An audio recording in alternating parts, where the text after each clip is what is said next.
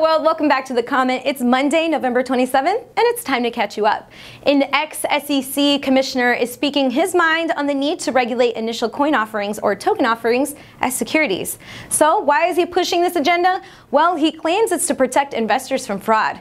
Joseph Grunfest was a commissioner at the SEC in the 1980s, and now he's a business and law professor at Stanford. And frankly, he is horrified by ICOs and urges that they be regulated as securities, stating, quote, ICOs represent the most pervasive and open and notorious violation of federal securities laws since the Code of Hammurabi, end quote. Grunfest goes on to say, quote, it's more than the extent of violation, it's the almost comedic quality of the violation. These are not hard cases. You don't need teams of accountants poring over complex financing documents, end quote. Grunfest was not the only former SEC personnel to comment on regulating token offerings recently. Nicholas Morgan, a former lawyer of the SEC, said that the SEC is likely to roll out a sort of assembly line of enforcement actions against the ICO sector in the coming years.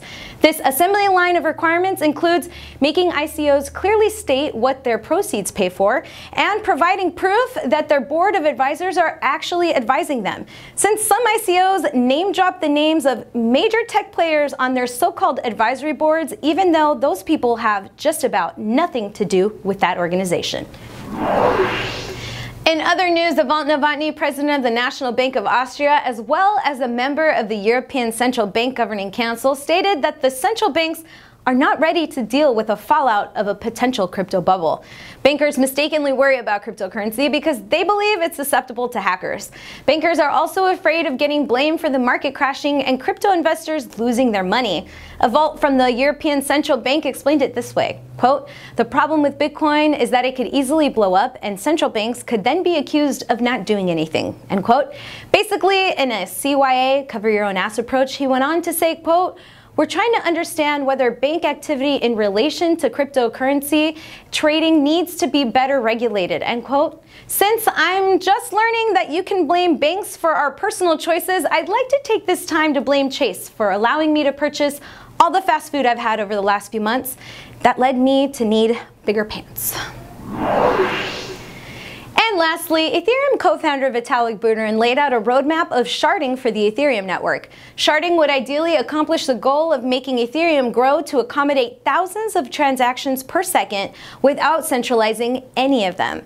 It would make the network worlds more efficient than it is now. Buterin described shards as separate simultaneous universes existing side by side with one another, sometimes communicating with each other, sometimes not. But the thing they always share for certain is consensus. Each of these shards has blocks and transactions, explained Buterin, but we are not going to put all of these blocks and transactions into the main chain, end quote. By keeping the majority of the transactions off the main chain, the Ethereum system exponentially increases its efficiency. Meanwhile, we can look forward to many more applications and uses being developed for Ethereum. That's our comment for the day. Now it's your turn to leave us a comment about this episode. Should token offerings be regulated like securities? Do banks really get blamed for everything? And is the Ethereum Foundation giving awesome programs funny names just so we can say, I love sharding out loud? Let us know your thoughts. Leave us a comment. Join me on The Comment every weekday as I catch you up on the latest in Ethereum and blockchain. Don't forget to subscribe to our YouTube channel to get all the newest episodes of The Comment. If you missed our latest episodes, you can catch up all right here, and follow me on Twitter and Instagram at NewthEasy. That's at ETHNews Sy.